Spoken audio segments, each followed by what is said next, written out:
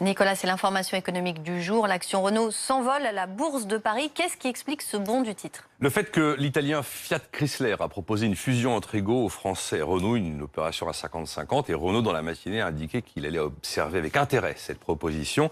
Si l'opération voit le jour, ça donne naissance au numéro 2 en Europe, derrière Volkswagen, mais même au numéro 1 mondial, si on inclut l'alliance avec le japonais Nissan. Il y a de très grandes synergies, des économies qui sont attendues, chiffrées à ce stade à 5 milliards d'euros sur 5 ans. Aucune idée si des conséquences sociales négatives sont aujourd'hui à craindre. Et puis, autre conséquence, ça changera les équilibres en termes d'actionnaires. Ça veut dire que Fiat entrera au capital de Renault, probablement aux alentours de 15%. Et l'État français ne sera plus à 15%, mais à 7,5% par là, à l'arrivée. Alors Nicolas, au début, on dit toujours fusion entre égaux, mais à l'arrivée, est-ce vraiment le cas?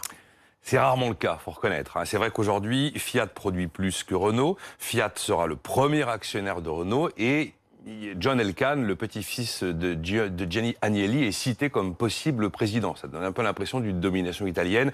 C'est vrai que dans les fusions entre égaux, généralement avec le temps, l'histoire prouve que vous avez toujours un camp qui essaye de faire basculer le centre de gravité de son côté. On l'a vu d'ailleurs dans l'opération entre Nissan et Renault.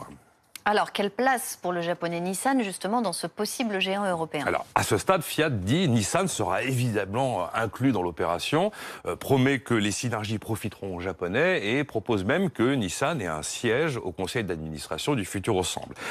Au moment où je vous parle, s'il y a 3 idées à garder en tête, c'est qu'on a le potentiel, la naissance potentielle d'un véritable géant européen.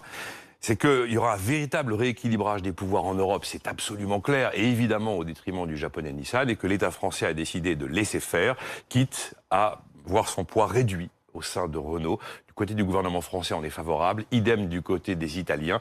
On est plus circonspect du côté de la CGT.